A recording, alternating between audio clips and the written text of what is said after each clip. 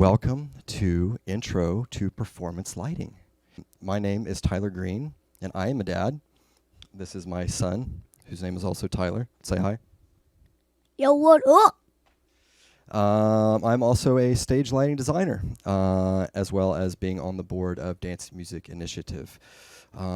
Great. So Tyler is going to help us on our journey today through learning about the various aspects of concert or performance stage lighting. Let's jump right in. So whether a event is streamed or you see it live in person, one thing you can notice is if the sound is bad. If you can't hear what's going on stage or what the presenter is trying to communicate, then it's considered bad. Well, lighting's the same way, because lighting is a tool to communicate visually. If you can't see what's going on stage or what the presenter is trying to communicate, then you can end up confused. And being confused leads to being scared. So we don't want that.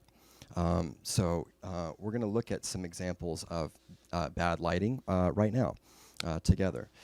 This first one is one that I just Googled, horrible lighting. This is the first image that came up. Ooh. As you can see, you can barely even tell that it's a picture of a face, and when you do, it's quite frightening. What do you think is wrong with this picture, T? Well, first of all, I'd like to say it's way too dark. It looks like the Grim Reaper's skull just disappeared and that face just showed up out of nowhere in his robe. That's how I would describe it. It's too dark. It's going to give me nightmares.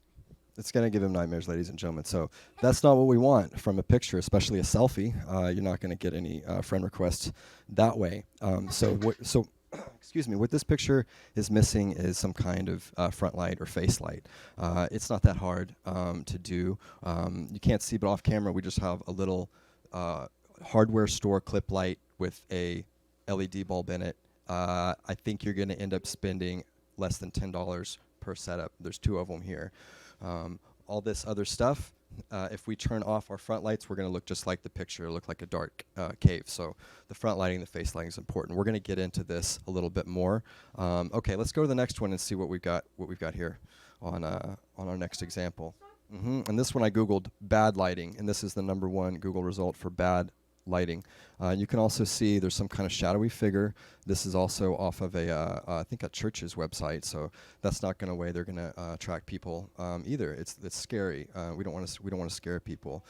You can kind of see like in this area there's kind of a lady in there, but it's all through the fog and the effects. So we're missing the subject. The effects and everything are great, but we're missing whatever she's trying to do, and she's on stage, and she's what we're trying to, or what we're usually, whoever's on stage is what we're trying to support. We're trying to be part of a performance, unless it's just a light show.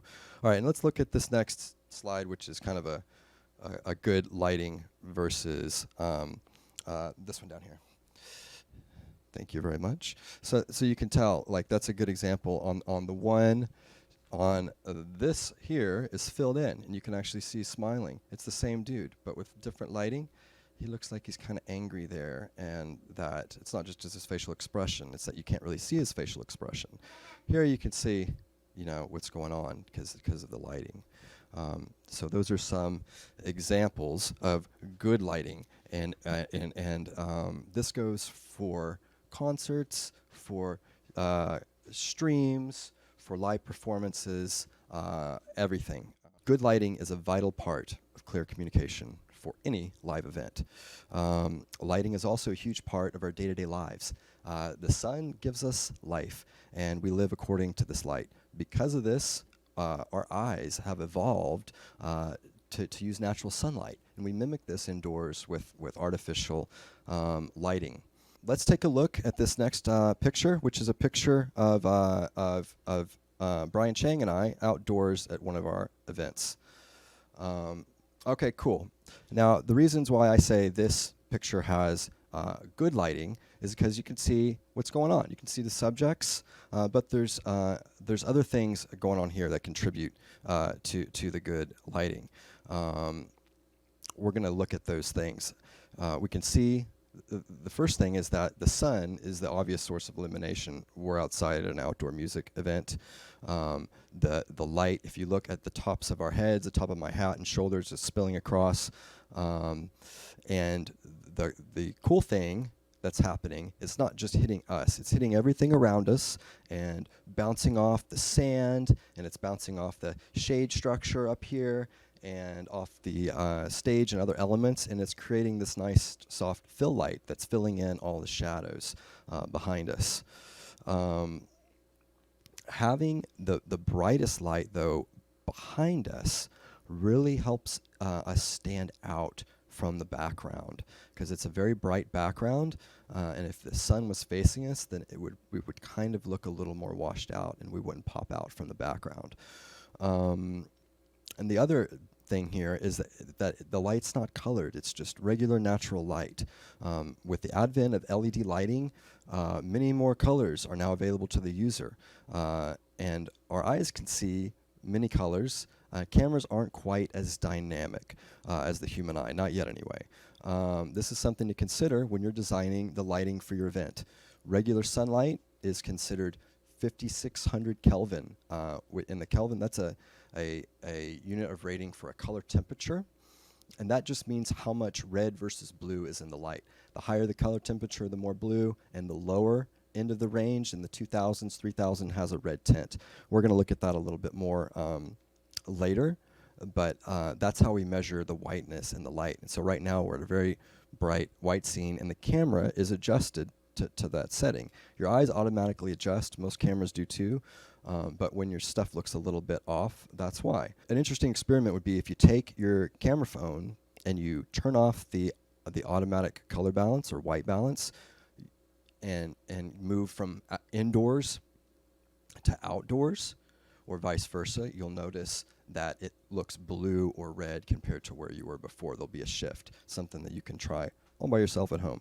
We're going to do a little experiment now, and we're going to put a little T up on our little stage here, and we're going to try to recreate the light in the studio here. Because right now it's pretty basic lighting, but we're going to try to make little T kind of more like the picture and explain how you guys can do this at home with whatever kind of lights that you have.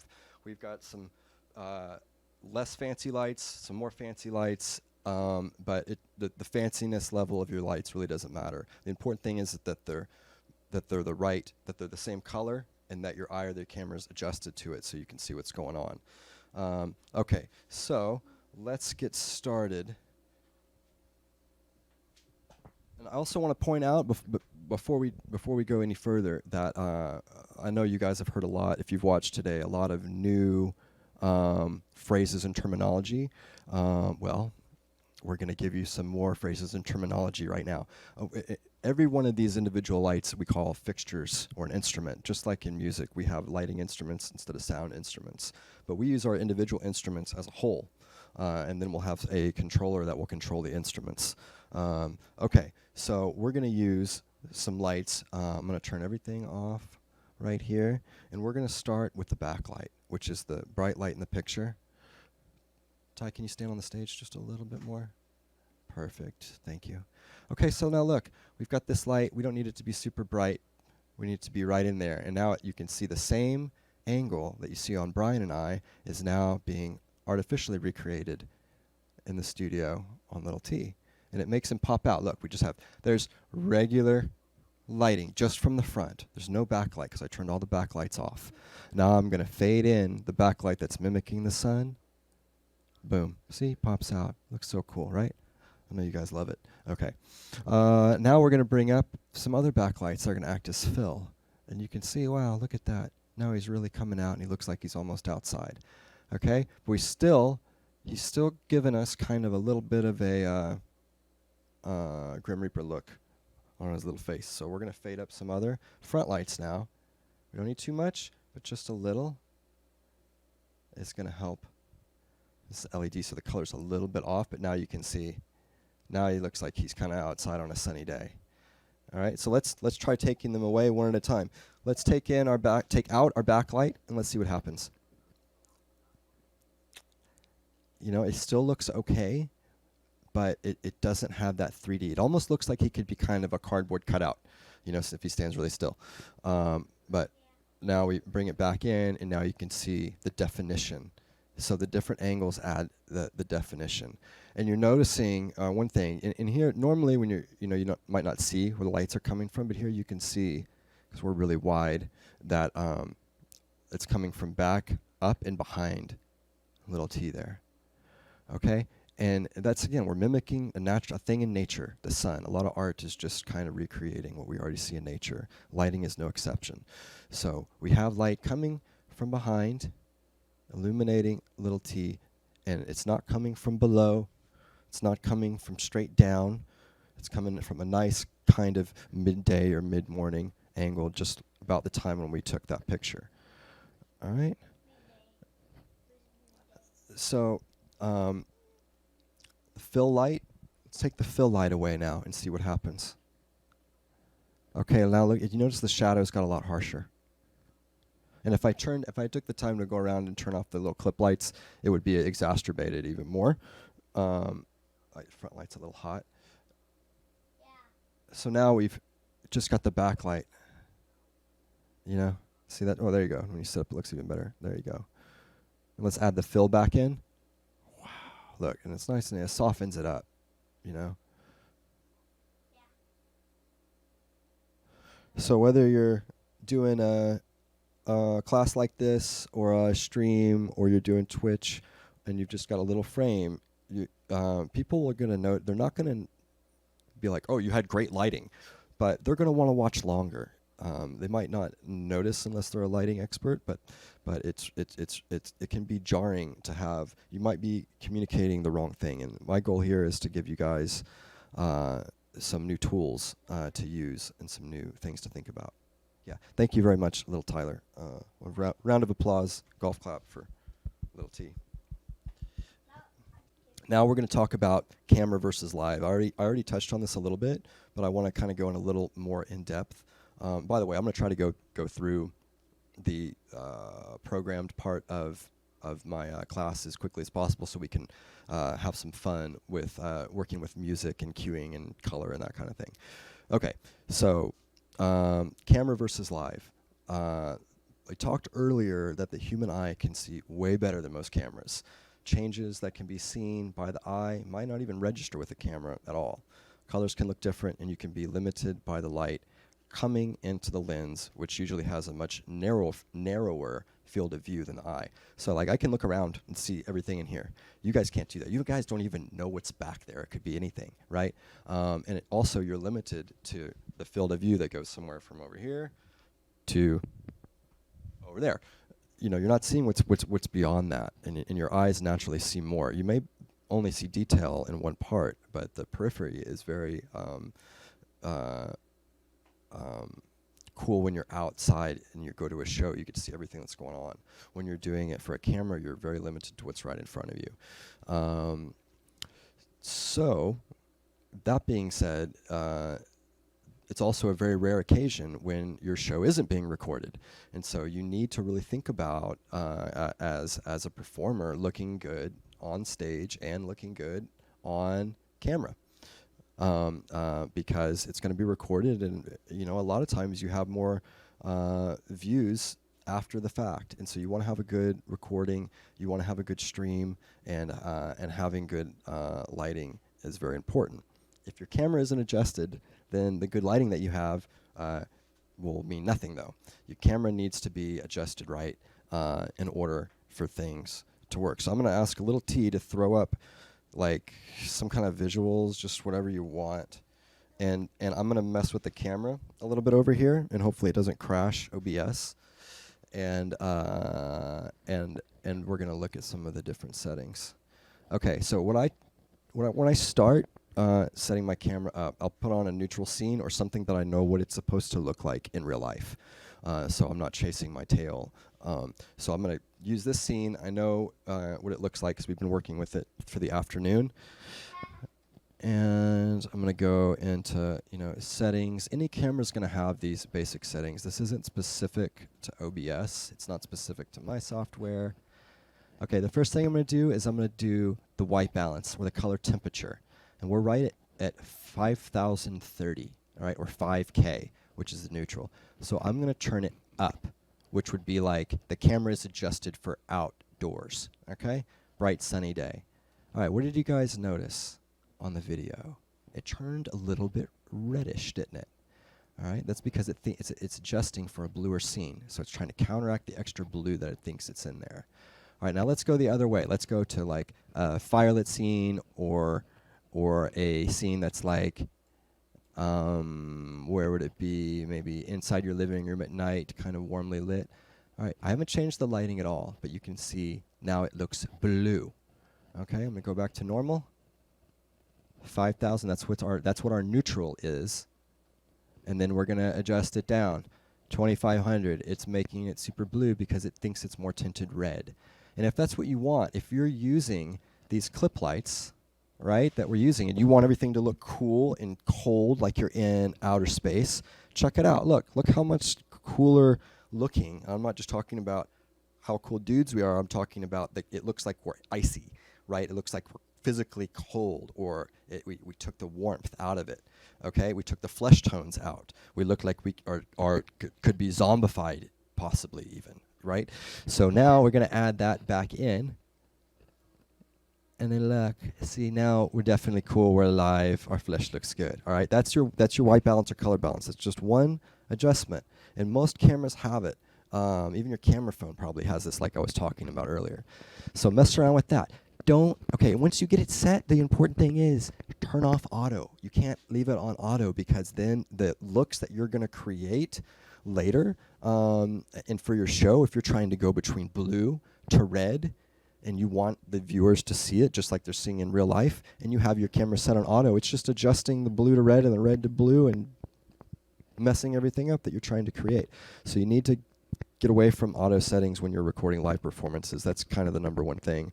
I'm sorry I failed to mention that earlier, but turn off the auto after you get it set. Or a good way, if you're confused of where to start, is to turn it on auto, set your scene to a neutral scene with the middle light, with a scene that's not like super blue or super red. Find your middle ground, and then shoot that scene. So like I was saying, turn it on auto, and then just turn it all off auto. So once you have your regular scene in front of the camera, turn it off auto, and then it should stay in those settings, and then you'll be locked and loaded.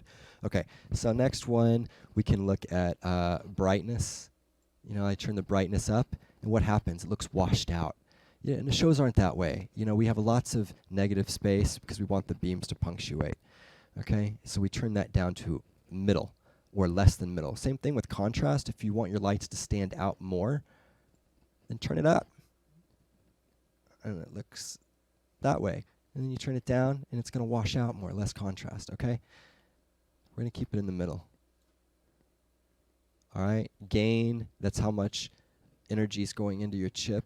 You turn that up, and it looks bad, and you turn it down, and it doesn't come through at all. You got to find the middle ground with these settings. Try to find the middle ground, and things are going to look their best. Okay, focus, that's a big one. People turn off the focus, and then you see this. Oh, that's exposure. My bad. You see this. If I grab the focus, oh yeah, dark scene, and then black out, and then lights are back up, and where's the focus? Just set it. If you're using a webcam or any cam that's like small, just set it on infinity probably and leave it, unless you're really close and you're taking close-ups. But make sure it's again turned off the auto. I don't know where it is on your settings, but I'm sure you can find it and turn it off.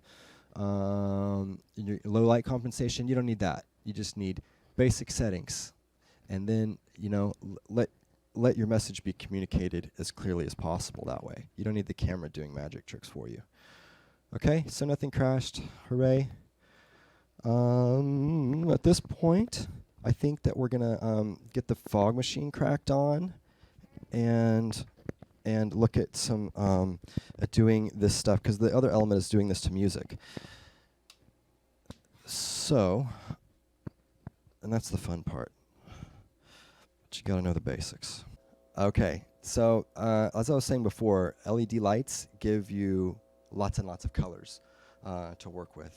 And most common mistake I see when people get new lighting systems, or when they make their own lighting system, or even when they get one light is they turn on all the features all the time, and all the colors are coming out of the light all the time. There's a whole rainbow of colors. You don't have to use them all at the same time. It's like, in musical terms, think of it as if you played all the notes at the same time. If you strummed all the strings on the guitar all the time and it didn't change. You need to have somewhere to go. The lights need something to change into. So if you're using all of the lights, then you won't be able to have a new state to go into on the next other than just a blackout or taking stuff away. And you want to keep it exciting. You need to have changes in your lighting throughout the show or performance, if nothing else, just to keep it interesting. That's the art of doing lighting. And it can be confusing to use too much at the same time. So again, keep it simple. Think of picking a couple colors and a couple that complement the other colors. You don't need a lot at the same time. Okay, I'm gonna go over to the light board and we're gonna look at some of our favorite color combinations, and we'll just kind of talk through it. So little T does our visuals when we do our stage show. So he's going to pick out a visual, and I'm just going to kind of pick some colors that go along with it, and we'll talk about the different aspects of the lights and what they can do while we go. Oh, this is a cool one. This is a Beeple Crap. All these visuals, or at least most of them, are from Beeple Crap, and he releases his stuff for free, and he does the most awesome visuals. Okay, so I've got, the first thing I'm going to do is I'm going to add in these lights here. These are our automated lights, and they move around, and they change color. We're controlling all these lights with a DMX controller. DMX is the standard lighting control protocol. All the controllers are going to have it, from the cheapest one to the most expensive one. The software that I'm using to control them is actually it's a free software. It's HOG for PC. All the lighting manufacturers release a free version of their software, much like DJ manufacturers, DJ equipment manufacturers. You'll get the free software. It's the hardware that you have to buy. So I've got just basically a USB controller that's got the input out that translates it from the computer to the DMX, which is the proprietary control signal that speaks to the lights that you buy or make. So that's the interface. You can get them inexpensive, or you can get them that are a little bit more expensive, or you can buy the full-on lighting console. But not having the equipment is not something that should stand in the way of you learning how to do this or doing it if it interests you, because the technology is there and it's free. And there's also a cool element that goes along with a lot of these, especially the newer softwares. There's one, Grandma. If you get that software and put it on your computer, it's got a visualizer built in. So you don't even need physical lights in order to make a light show to your favorite music, or to start playing around with 3-point lighting like we were doing earlier, to messing with the different intensities. You have a visualizer, you can put a model of a person and do all this for free with your computer. It's pretty amazing. So now we've got a blue thing that's kind of sort of going with the effect, and we can add in another layer, some green, because this video has a lot of purple and green in it, and now it kind of looks like it's going together. All right, cool. And we're not using a bunch of colors, you know. And when you're collaborating with someone visually, it's the same as collaborating musically. Whereas if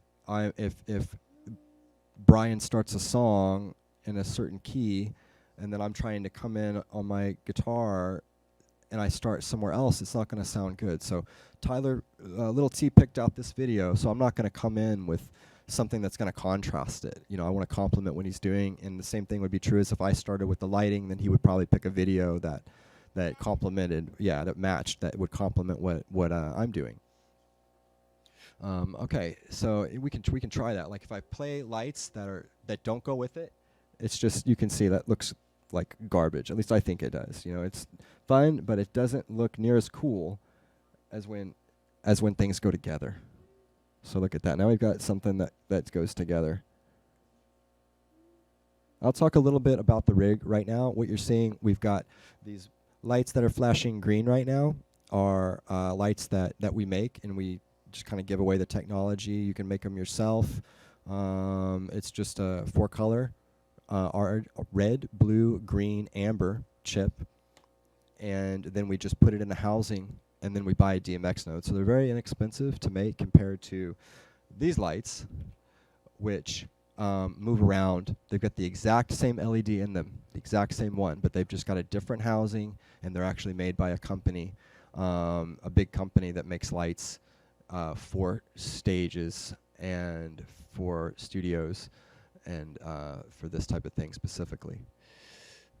You can see them moving around there. So you can see the different colors, and the blue, green, amber, and we got some red with a white strobe. But what I'm doing is I'm playing back cues right now. And this is stuff that I programmed earlier. How it starts, though, is a cue is an individual state of the lighting system. So right now I'm in a blackout, which is everything at 0.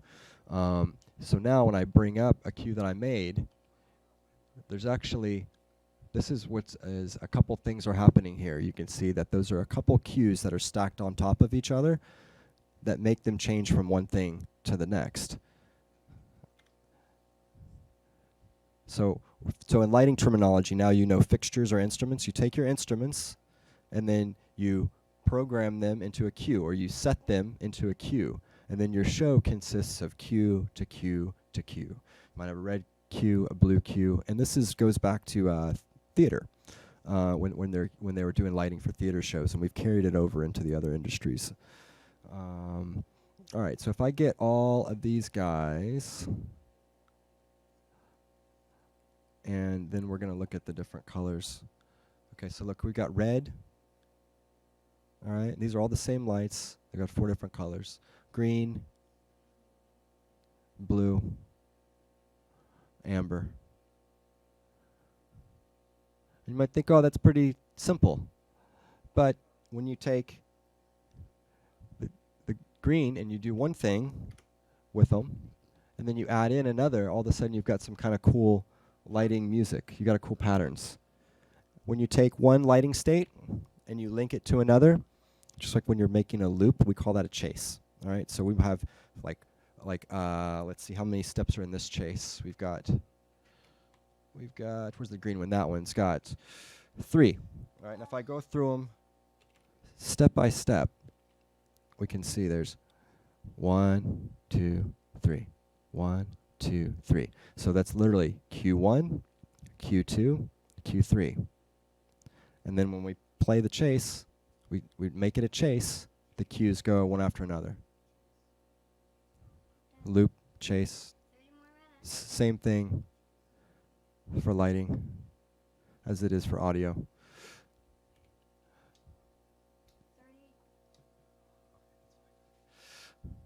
Okay, and the same thing can be true with the automated fixtures. You can make a chase with them, or you can have one state, one cue.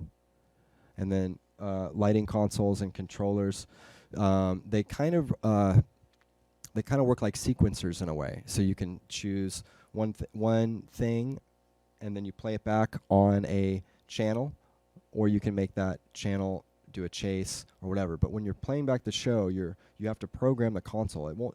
You don't just do it live. You figure out what you want, what your color palette's going to be, where the lights are going to be focused. The other thing that we haven't talked about yet is focus. So focus, like we talked about earlier, is where the lights are pointed. So if I grab these lights, let me highlight them, turn them on, we can see they've got tilt. Tilt is up and down, just like a camera. You can see the lights tilting. Can everybody see that? Yeah, up, down. Okay, we've also got left and right. Or left, right. Okay, so we can focus these lights in different places. We can, which makes it look good or bad. And this kind of comes from the days of rock and roll lighting, where they would have big arrays of basically car headlights that would punch through the fog in different patterns and colors. And then again, we've carried that over into electronic music. The thing that attracted me to doing lighting for electronic music eventually is just the energy that goes into it, and it's the most fun, in my opinion, to work with, because you can get a little more crazy with it. So we talked about focus. We've talked about color. He's got a red visual up, so let's do something red. So so let's make a red cue that matches the visual that little T's got up here.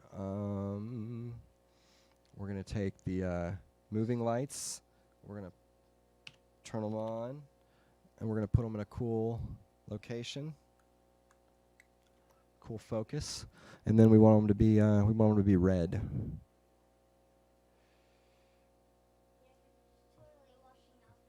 How does that look?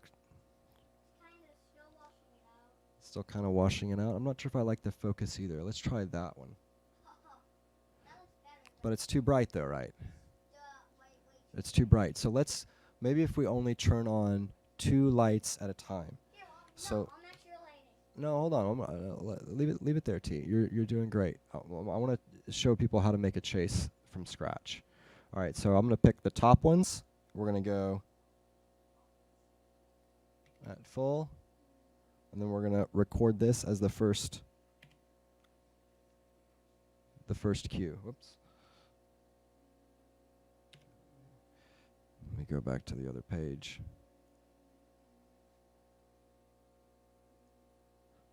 Okay. So that's our first step in our red chase. Okay. So next we're going to put those at 0, and then we're going to add in the second set. And that'll be our second step. And then those will go out. And then the next set will come on. That's our third step. All right, so now we have to make it a chase.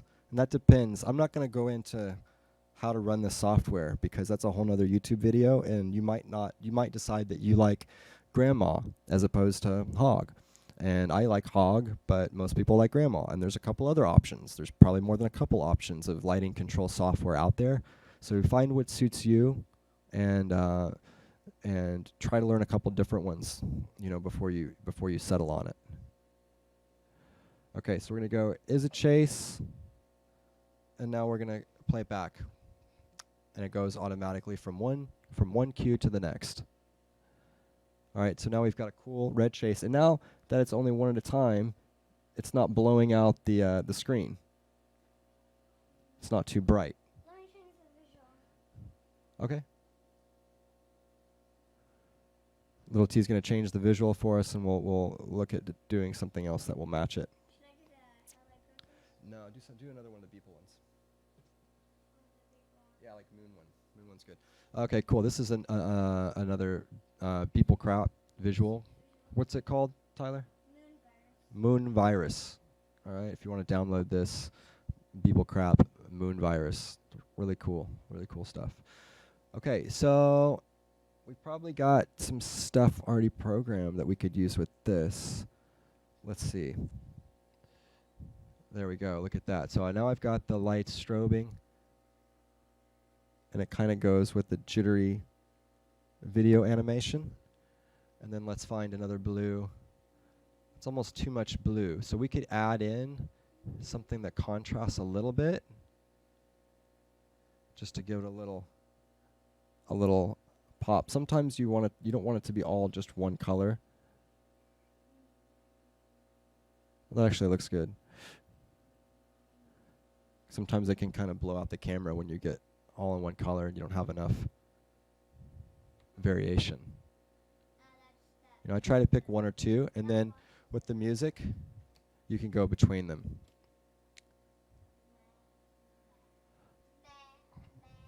Okay, so at this point, we're going to talk about, now that we know what the lights are called, and we know what a lighting board basically is, and we know that there's cues and chases, and then that's what we're going to play back during our show are the cues and the chases. We're not just like randomly plugging lights and doing stuff. We've got cues, we've got chases, and now we're gonna actually listen to some music. Little T is also known as DJ Funk Pumpy, and he has an original track. And we're gonna we've already programmed some lights for him before because we do a lot of live streaming. But we're gonna show you guys kind of how we make it go with the music, and take it from there. So this is DJ Funk Puppy is gonna play a song right now.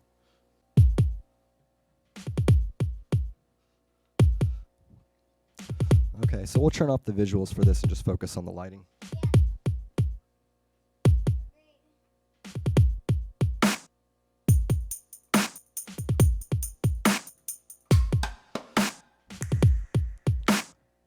Okay, so I've got a page already made for Funk Puppy.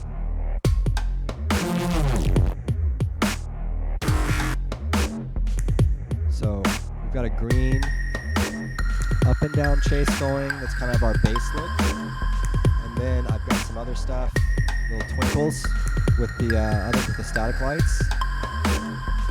So like I said, you don't have to use more than a couple things. And you don't have to use everything at full intensity. Feel free to make it dark. One thing you see with, I would say with bad lighting is it can be too dark. It also can be too bright. You need negative space in order to differentiate one thing to the next thing. And you can have the best fog and the best lights in the world, but if they're all on at the same time, you're still not going to see any beams.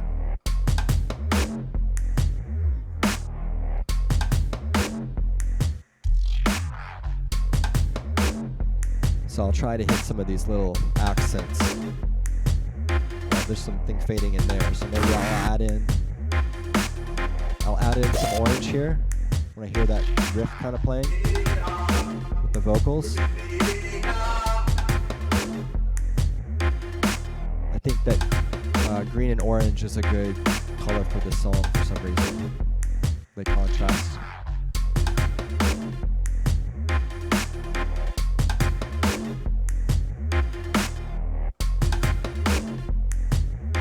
So we've got a good thing going on now. You can sit like this, or you can make some subtle changes. Maybe you want to fade out that one set, just let this roll through, and then cue up another look with them.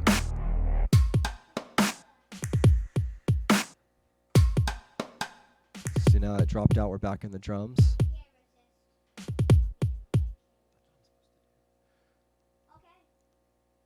Okay, that was great. Yeah, play another song and we'll look at some other things, and we'll kind of talk through about the lights are going. Okay, great. He's going to play something that's a little more high speed. Okay, let's go.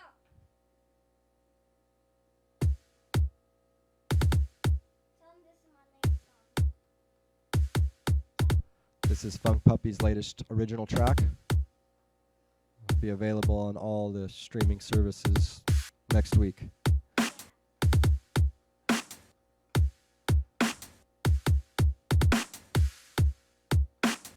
So I was a little early there. But if you bring a cue up too fast, just act like you meant to do it. Now I'm kind of running behind, so I'm going to just slam that in. So now we've got this green chase going on, and then we've got the moving lights kind of wiggling around behind it. Now I told you before that these lights have the same LED chip, but they don't have the same lens. So you got the exact same emitter, two different lenses. You can see these lights, the green ones, they're much wider. You know, they give a very wide beam that kind of lights up the fog, whereas the moving lights have this like pencil, narrow beam that shoots through the smoke. You can find lights with different beams at the hardware store. They might not be colored, but you know, that's one of the things to especially consider when you're designing lighting is the beam spread or the beam angle. That's how much spread there is.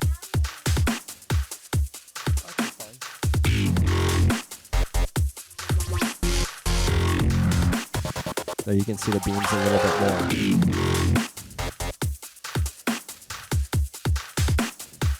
A beam that doesn't spread hardly at all would be a laser. So there you can see we have lasers. See, they don't hardly spread out at all. That's like even more narrow than LEDs. And that can be another element. So this looks cool, right? We got some lights flying around. We'll add that back in. Now let's see if I turn on, like, I make too much happening now.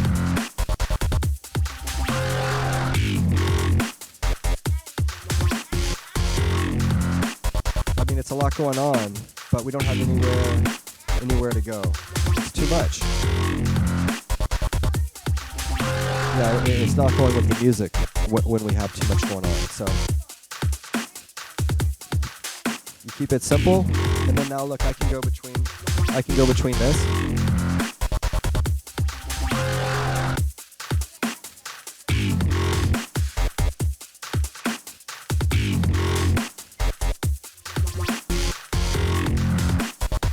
go between a couple of notes. You're still using all the features, but you're just not using them all at the same time.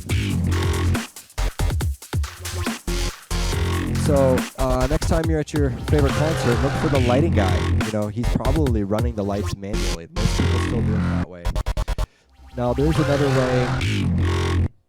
way to do it, and that's to program your lights to go with the music.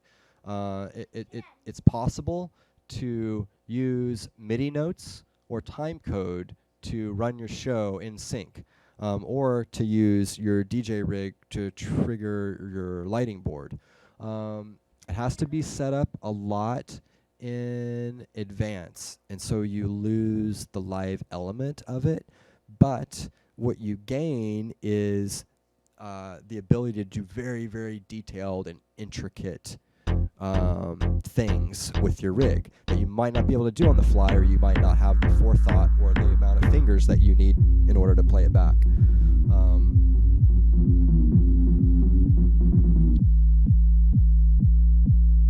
See if there's any questions. If you guys have any questions, now's the time to ask.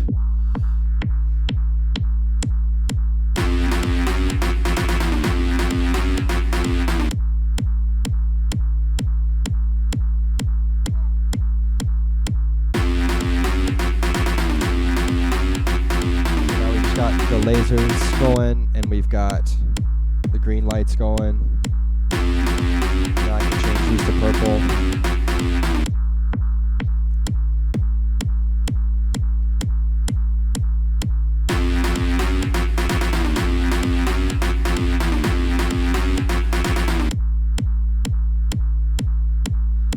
So with lighting, just like in music, you want to have somewhere to go. You want to be able to build.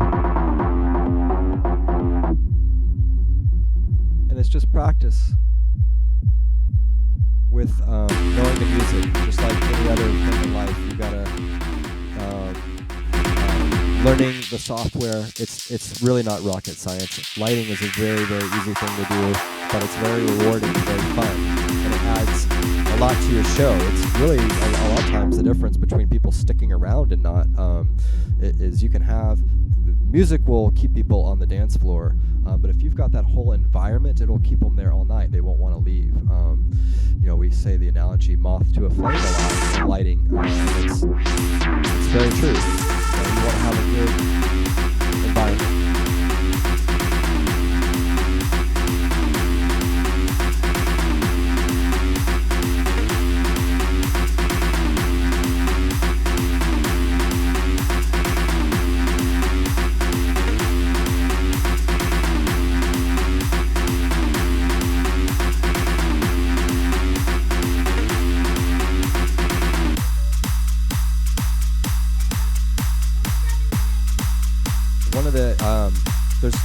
There's lighting can be very expensive, but it doesn't have to be. One of the coolest lighting rigs that we did, we only had like I think 4 lights that could change color, and then we had a bunch of blue Christmas lights behind. And the Christmas lights made this soft blue glow throughout the event. Like they looked like stars, and people just wanted to be there. So, and we bought the Christmas lights when they're on sale. There's also a lot of secondhand equipment, but a lot of it's not in good shape. So you want to be careful about if you're getting into lighting. A lot of ways. The best way to get into lighting, in my experience, is to offer your services for free at a club or somewhere, because usually the lighting guy that's there is underpaid and overworked and would be very happy for someone to give them a break. And I'm doing this with 2 buttons right now. It's certainly not rocket science. If you have any background at all in music, you'll be able to pick it up just fine. Because a lot of lighting guys, let me tell you, we didn't have a background in music, and we learned that secondhand. So learn it.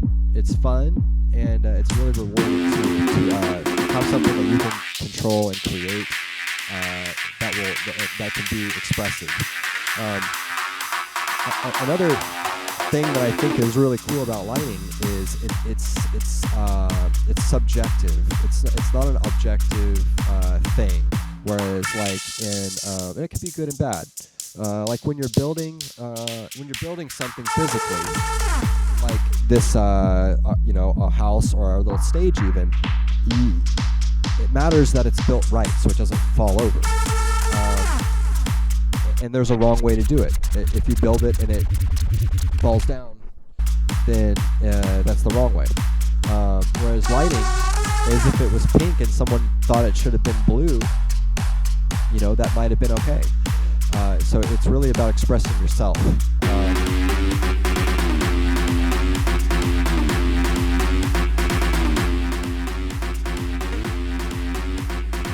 It's about being creative and being expressive. You pick the colors that you like, but make it so it complements the music and the other things that are going on.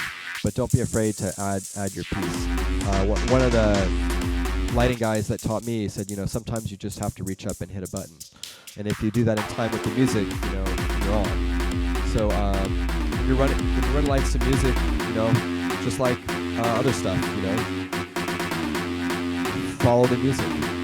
Pay attention to if you watch the DJing videos from earlier today, you know when the song is phrased and you know when the changes are supposed to happen, and so you can map that with your lighting as well. And like I said before, it's not rocket science. You're just anticipating the changes, and if you're working with a DJ or you're working with another musical artists, and you've rehearsed and you practice and you know.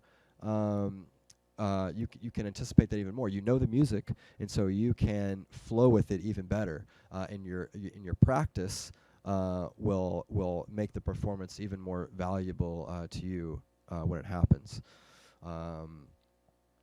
And with technology, nowadays I've even seen guys doing entire light shows to their favorite songs. Without even having to rig at all. They're using the visualizer, like I was talking about earlier. If you want to know more about that, you can go to, if you just search for Hog or lighting control, Hog PC, or you search for Grand MA, like Grandma, Grand MA. Those are the 2 big ones. Avo Lights has a good one too, AVO LITES. They're a European company. And they've got a visualizer built into their software too, I believe. Just get on there, and there's lots of good YouTube videos about how to learn that software and how to make it do what you want it to do. If you have more questions, you can hit me up.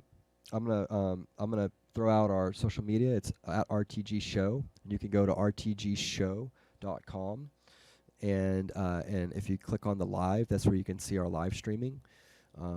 We're constantly inviting guest DJs over here, and then during the quarantine, we actually had DJs submit mixes. Brian sent a couple mixes. Adam, DJ Spaceballs, sent a mix, and then we ran lights to a never heard before mix in real time and had a party in cyberspace. And it was cool. It was a way for us to continue to express ourselves and come together and keep in line with the rules and regulations at the time. So please go to we have a YouTube channel as well. It's Richard Tyler Greene. Live, I think it is, or RT Greene Live or something. You can look at the links from the website. If you go to rtgshow.com, everything's on there.